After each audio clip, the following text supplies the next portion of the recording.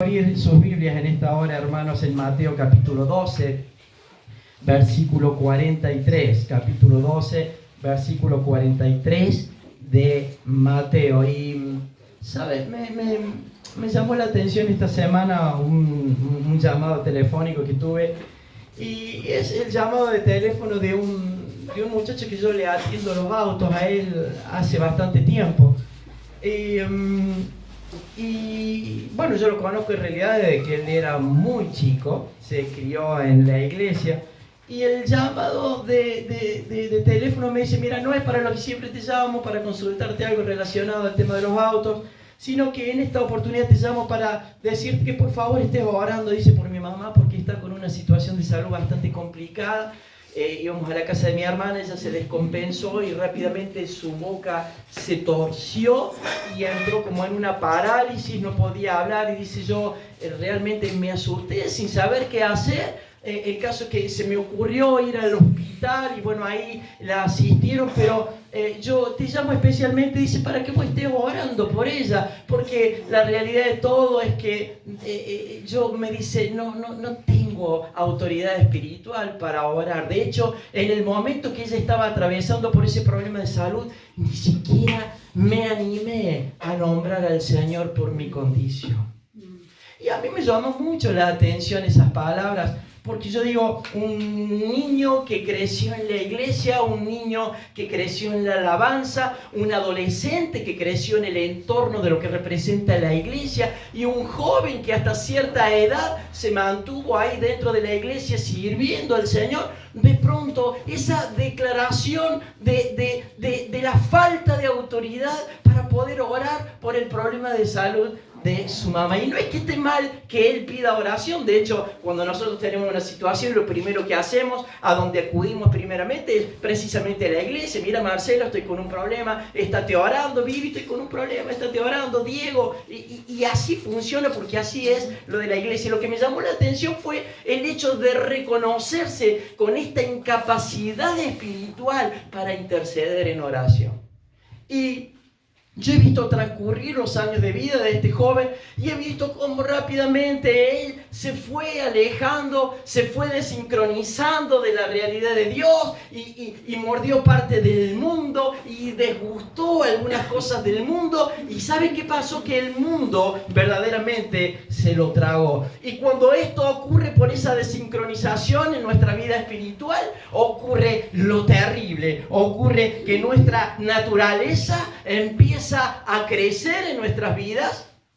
La vieja naturaleza empieza a ser partícipe y parte de lo que un día, cuando aceptamos a Cristo, fue llevado a la cruz. De pronto eso vuelve a emerger, y juntamente con esa vieja naturaleza empieza lo que llamamos el ego, la autosuficiencia de poder administrar y manejar nuestras vidas conforme a lo que nos parece, conforme a lo que nos da la gana, y creemos que esto no tiene nada de malo, y creemos que esto no puede ser dañino, y cuando acordamos, ha crecido tanto esa vieja naturaleza que ha terminado asfixiando la palabra de Dios, la semilla, los valores de Dios, han terminado asfixiando la realidad que había en el corazón de la vida de esta persona. Por eso realmente me entristeció mucho esa declaración de este joven, que podría estar en la iglesia sirviendo y ahí se encuentra reconociendo su debilidad espiritual. Y bueno, tuvimos una conversación, hablamos un buen rato ahí, y obviamente dijimos que íbamos a estar orando. Su mamá ha mejorado sustancialmente, se ha recuperado, pero bueno, le habían diagnosticado que había tenido un golpe de presión, una parálisis facial, pero sin secuelas. Hermanos, quiero compartir con ustedes Mateo capítulo 12, versículo 43, y fíjate lo que dice: cuando el espíritu inmundo sale del hombre, anda por lugares secos buscando reposo y no lo halla. Entonces dice ese espíritu: bueno, volveré de donde me sacó a patadas el Señor Jesucristo, volveré a mi casa de donde salí. Y cuando llega, la halla desocupada, barrida y adornada. Entonces va y toma consigo otros 7 espíritus peores que él. Y entrados, moran nuevamente allí. Y el postrer estado de aquel hombre viene a ser peor que el primero. Y esto es lo que acontece, dice, en esta mala generación. ¿Sabe? Cuando de pronto nosotros aceptamos a Cristo, cuando de pronto nosotros nos reconciliamos con el Señor, cuando de pronto reconocemos que hemos sido pecadores, cuando reconocemos el sacrificio de Cristo en la cruz, Él rápidamente resetea nuestra vida, perdona nuestros pecados, lleva a la cruz nuestros pecados y empieza a darnos una nueva naturaleza, empieza a darnos una nueva vida. Pero lo más importante de todo y lo espectacular de todo esto es que en el momento de esa reconciliación con nuestro Señor, el Señor dice que Él quebranta, que Él rompe las cadenas en las cuales un día yo era preso, en el cual un día yo estaba sometido como consecuencia del pecado, y de pronto Él dice que rompe esas cadenas de esclavitud que durante tanto tiempo sometieron nuestras vidas, sometieron mi vida, transcurriendo y llevándome constantemente a la práctica del pecado. Esta es la obra más majestuosa que el Señor hace cuando de pronto nos encontramos con el Señor. Él dice que rompe esas cadenas y el significado es que Él trae verdaderamente libertad a nuestras vidas. Ya somos libres de todas opresiones, somos libres de todas tradiciones y aquellos vicios, aquellas costumbres, aquellas tradiciones, aquellas culturas, aquellas formas de pensamiento, el Señor las vacía de nuestra vida para empezar a generar esa obra que Él dice que ha comenzado y que la idea es perfeccionarla hasta el día de su venida. Esto es lo espectacular que hace la realidad de Dios. ¿Sabe? Hace un tiempo vi en una tribu que se había encontrado con el Señor. Llegaron ahí grupos evangelísticos y era una tribu prácticamente desconocida, altamente violenta. El caso es que estos misioneros llegaron a ese lugar, empezaron a predicarle el evangelio y esa tribu se fue convirtiendo al evangelio de Cristo. Pero tenían un problema, ellos estaban desesperados por la Biblia y no sabían cómo leerla. Entonces ahí algunos preparaban y hacían algunos versículos y ellos lo memorizaban en su lengua hasta el punto en donde alguien decidió hacer la Biblia y traducirla al idioma de ellos. Y es muy curioso porque cuando la avioneta llega a aquel lugar con unas cajas gigantes de Biblias en el lenguaje de ellos rápidamente, era increíble cómo se abrazaban a la palabra de Dios, a la verdad de Dios, y trasladaban la verdad de Dios como si fuera un arca. Era realmente la representación del arca que ellos estaban disfrutando, porque ellos estaban entendiendo que ahí estaba la presencia de nuestro Señor y Salvador. Pero lo más curioso de todo es que ellos empiezan a leer la palabra, empiezan a edificar su vida en las palabras de Dios, empiezan a crecer en su vida espiritual. Y existe una foto entre el antes y el después. Y es curioso porque durante tradiciones, durante culturas y generaciones completas de aquella tribu, ellos vivían perfectamente desnudos. Los hombres desnudos, las mujeres desnudos, los hijos desnudos, las hijas desnudas. Y tradicionalmente esa cultura se manejaba en esa condición. Entonces, en un momento determinado, ellos empiezan a pedir ropa. ¿Y saben qué? Es curioso porque está el antes de la foto y el después. Y aquí los veías desnudos, pero a partir de ahora los empezaba a ver con ropa de vestir. Hay pantalones chupines, remeras de marca, gorritas Nike, remeras que decían Ronaldo, Messi, ni sé si sabrán quién era, pero empezaron a vestirse y empezaron a entender el significado de lo que representaba verdaderamente la palabra de Dios. Pero ¿sabe qué fue lo curioso? Que una persona le dice, ¿y no le parece muy fuerte haber roto con las tradiciones, con las culturas de generaciones de su tribu que se mantenían en la condición pasada tan diferente a la de hoy? Y me encanta la declaración del jefe de la tribu, porque muestra la evidencia verdadera de un hombre verdaderamente convertido. Y él dice, hemos vivido culturas, hemos vivido tradiciones de generaciones en generaciones. Pero ¿saben qué? Cuando la luz de Cristo alumbró nuestras vidas, entendimos que todo lo que estaba relacionado a la cultura de nuestro pueblo, al pasado de nuestro pueblo, a las tradiciones de nuestro pueblo, verdaderamente era una cultura perversa y pecaminosa. Y el Señor hoy nos da la oportunidad de generar cambios. Qué tremendo lo que hace la palabra de Dios. Qué tremendo es lo que hace el Señor cuando nosotros decidimos abrazarnos a Dios. Por eso dice 1 Juan 3:8, dije, el Hijo de Dios, dice la palabra de Dios, se manifestó con este propósito. ¿Sabes cuál propósito? Destruir, dice, todas las obras del diablo. Esta fue la manifestación gloriosa del Dios quien creó todas las cosas. Esta fue la manifestación gloriosa de nuestro Señor Jesucristo caminando en esta tierra durante 33 años. Ahora hay una realidad. Debemos cada día cultivar constantemente nuestra relación y nuestra comunión con Dios.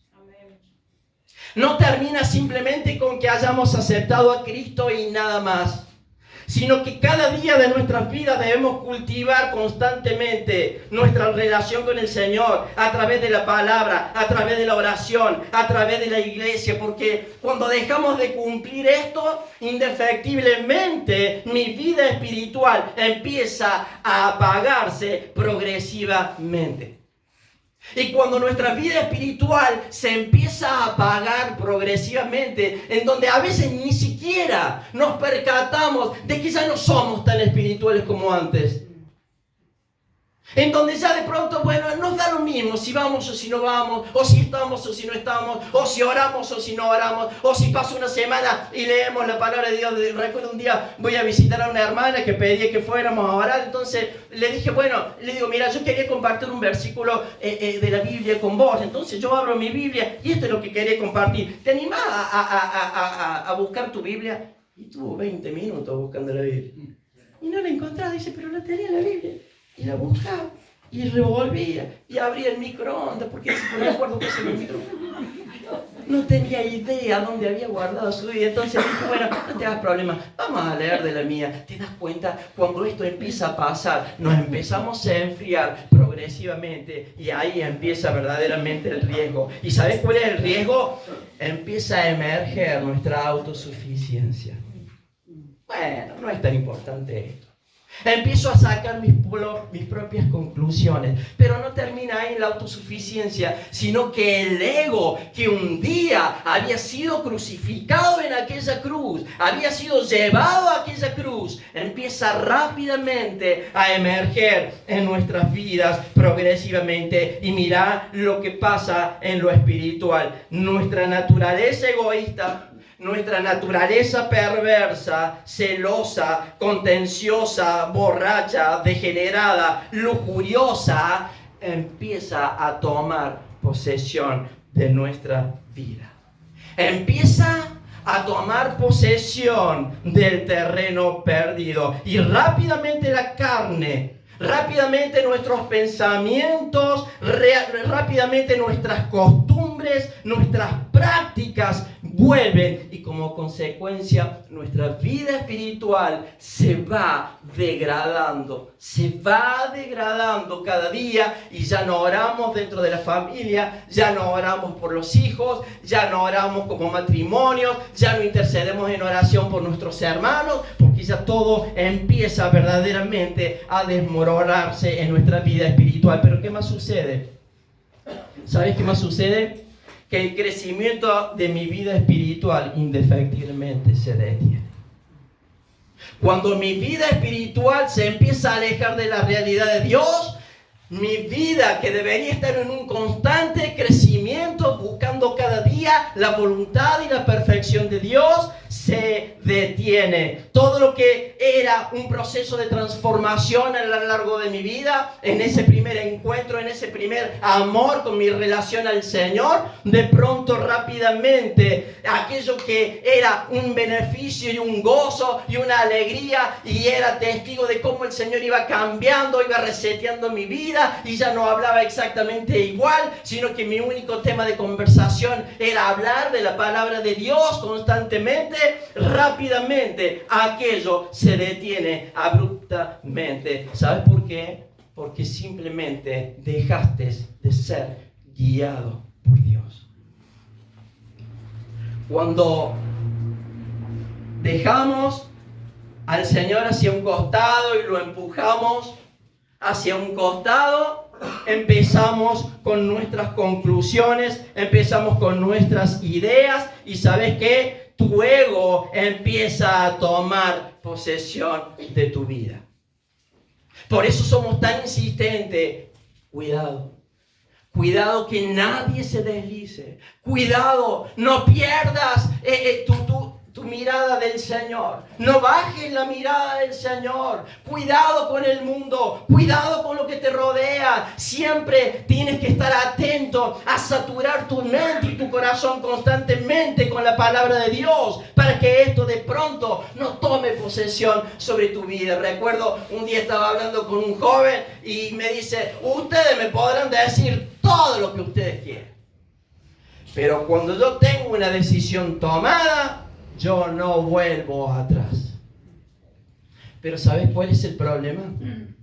El problema que en esa decisión que vos tomas fuera de la voluntad de Dios, tu ego es el que te hace creer que estás en el camino correcto. Y tu ego, ¿sabes qué? Te lleva hacia el lugar equivocado. El problema es que tu ego se transforma, ¿sabes qué? En tu guía. ¿Sabes cuál es el problema? El problema es que tu ego se transforma en tu consejero. Se transforma en tu discipulador. Tu ego se transforma en el consejero que te dice que está bien, que está mal. Tu ego te señala inclusive las amistades que pudieran ser convenientes para vos. Te aconseja sobre tus decisiones. ¿Sabes cuál es el problema? Que tu ego no pide perdón. El ego no pide perdón. ¿Sabes cuál es el otro problema? Que el ego te hace creer que sos el dueño de la verdad. ¿Sabes qué más hace el ego? El ego justifica todas tus actitudes y tus acciones. Siempre el ego va a justificarte. ¿Sabes cuál es el problema? Es que el ego no muere si no lo llevas a la cruz. El ego siempre está agazapado, esperando que vos te descuides para emerger y convencerte y guiarte y llevarte y arrastrarte y hacerte creer que verdaderamente sos el dueño de la verdad. Cuando esto sucede, rápidamente comenzamos nuevamente a traer el pasado al presente. Las viejas prácticas vuelven con más fuerza, perdiendo así lo más importante, la sensibilidad en lo espiritual. Antes nos arrodillábamos delante de la presencia de Dios y verdaderamente el Señor quebrantaba nuestro corazón y nuestra mente y nos partía en 10.000 pedazos y pasábamos horas delante de la presencia de Dios. Pero cuando de pronto empezamos a perder esa sensibilidad espiritual, alguien me decía en estos días: yo me siento a orar, pero va a creer que no sé ni qué decir. Pasan 2 minutos y estoy repitiendo lo mismo. Y ya me doy cuenta, dice, que repito lo mismo. El problema es que has perdido esa sensibilidad en lo espiritual. Entonces ya te da lo mismo orar o no orar. Ya te da lo mismo venir a la iglesia o no. Ya te da exactamente lo mismo pasar tiempo delante de la presencia o no. Yo le decía: pero ¿vos crees que no podés decir nada delante de la presencia de Dios? Dios te ha guardado a lo largo de 50 años porque has vivido una vida terrorífica. Y el Señor te ha guardado. Vos tendrías que estar de panza arrodillado en el piso por todo lo que el Señor ha hecho a lo largo de tu historia. Y me decís que no tenés nada. Y bueno, a mí me pasa que no tengo nada, pero es por eso, porque después te llaman. Pido oración, pedir oración, que el Señor me bendiga en el negocio, porque no hay venta, porque no sé lo que pasa. ¿Sabes lo que pasa? Que te has desincronizado del primer amor y de ese primer encuentro con nuestro Señor Jesucristo, en donde te desparramabas en el piso, orando y clamando al Señor para que Él sea el que guíe cada decisión y determinación de tu vida.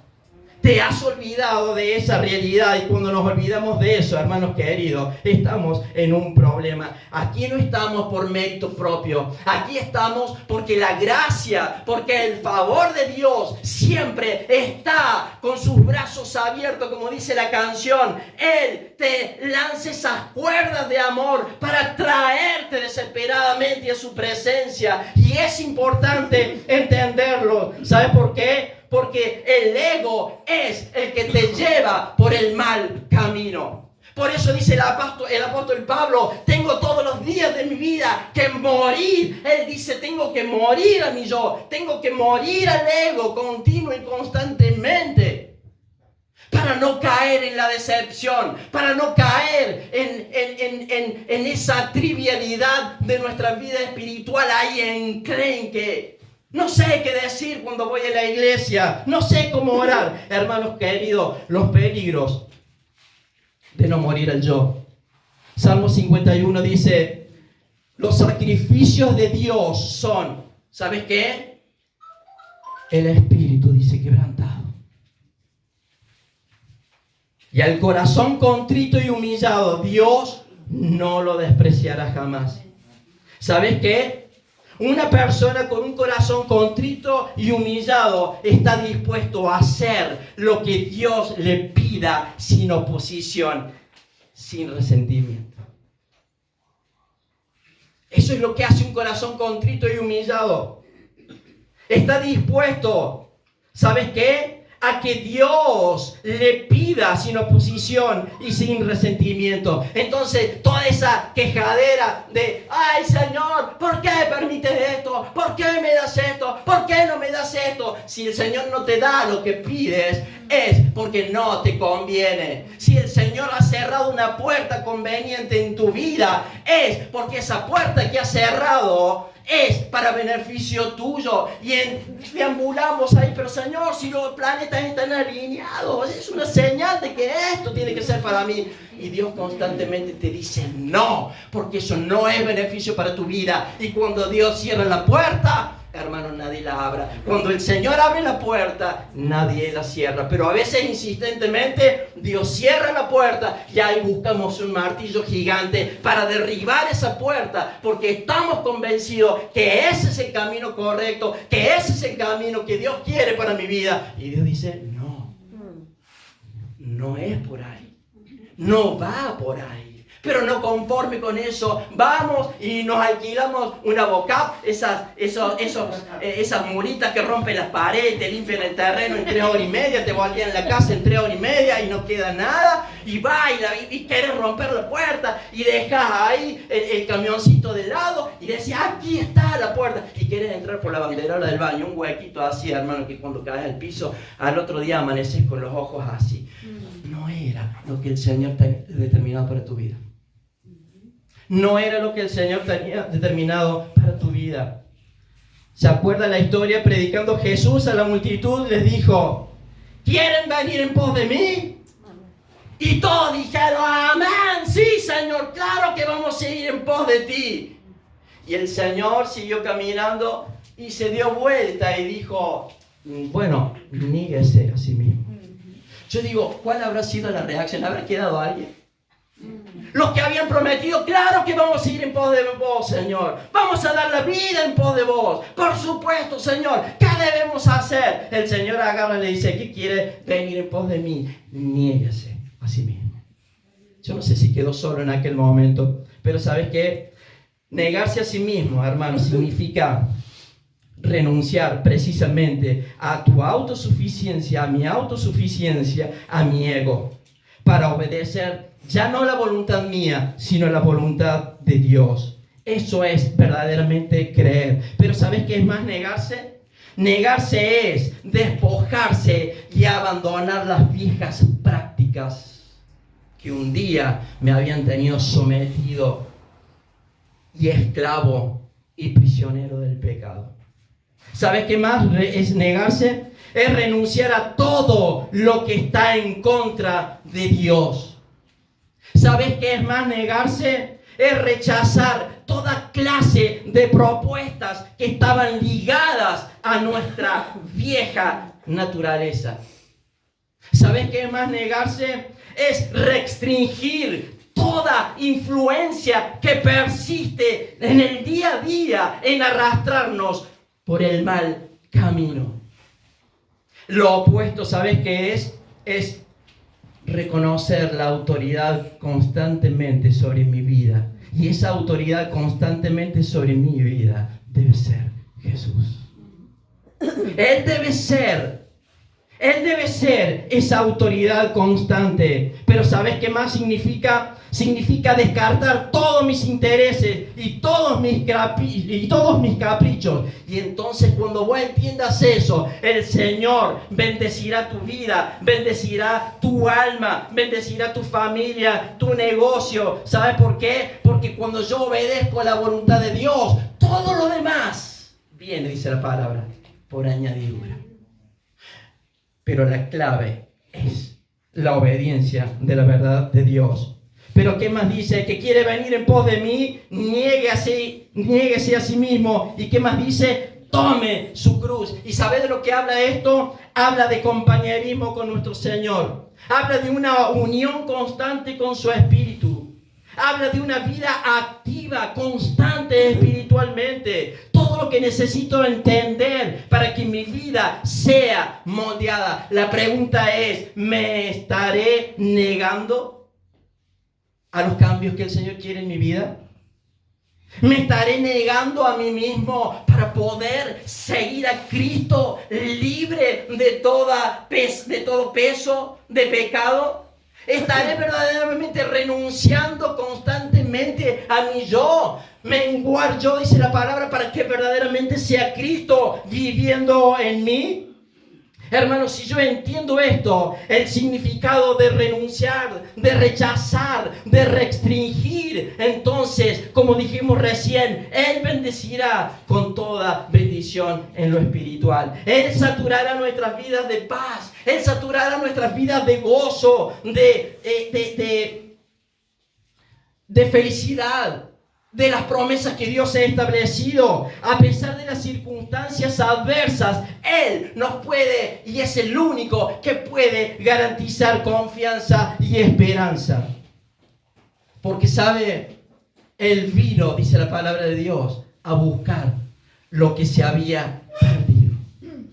Y en esa búsqueda estaba usted y yo. Y Él pagó el alto precio, un alto precio para restituir, para reconstruir nuestras vidas, para que a cambio de esa reacción nuestra podamos cada día crecer en el conocimiento de tu gracia. Si entendemos esto, hermano querido, si estás dispuesto a dejar algo para seguir a Cristo, quédate tranquilo que Él va a recompensar tu vida como ni siquiera te lo imaginas. Pero la clave está en renunciar. Finalmente, el Señor dice, el que quiera venir en pos de mí, niéguese a sí mismo, tome su cruz y sígame. ¿Cómo seguiremos al Señor si no te has negado?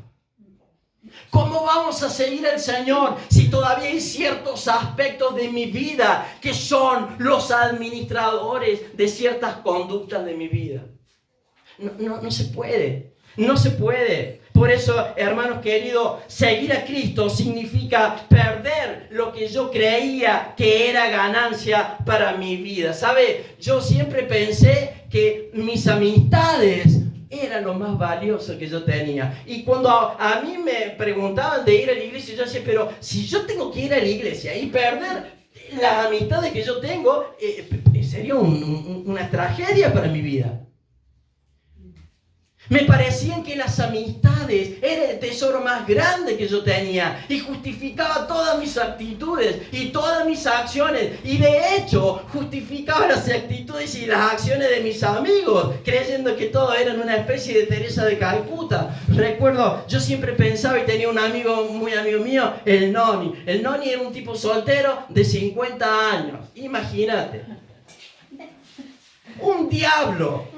Pero un día él se enferma y el Señor me lo fue sacando, el Señor me fue barriendo esas amistades incongruentes, incoherentes, por las cuales yo casi daba la vida por todo eso. Y cuando él se enfermó, yo fui a orar y quise ir a orar por él. Y le digo, Noni, yo vengo a traerte lo más importante para tu vida, que es poder encontrarte y reconciliarte con el Señor Jesucristo en este momento tan crítico de tu edad. Entonces él me miró y me dijo, ahora yo no necesito de Dios. ¿Y saben qué? Eso fue a las 2 de la tarde. A las 6:30 de la tarde, él había fallecido. Digo, qué tremendo creer que nuestras amistades son lo más valioso de nuestras vidas. A veces nuestros hijos pudieran ser lo más valioso de nuestras vidas y ocupan el lugar de Dios. A veces nuestro matrimonio, a veces el trabajo. ¿Qué es lo que ocupa el primer lugar de nuestras vidas? Filipenses 3:8 dice el apóstol Pablo, ciertamente aún estimo todas las cosas como pérdida por la excelencia del conocimiento de Cristo Jesús, mi Señor, por amor del cual, dice, lo he perdido todo, y todo lo tengo, dice, por basura, con tal de una sola cosa, con tal de ganarme a Cristo, con tal de reconciliarme con Cristo, con tal de que Cristo pueda mirarme y decir, este es mi Hijo amado, en quien tengo complacencia. Esa era la meta del apóstol Pablo. Y ¿saben qué? La fórmula para nuestra naturaleza es Efesios 4:22, y vamos concluyendo.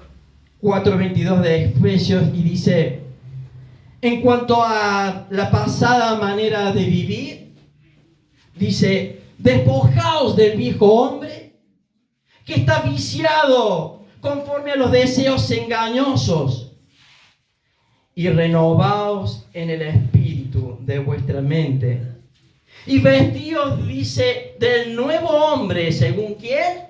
Según mi pensamiento, según mi forma de vida, según mi ego, según mi autosuficiencia.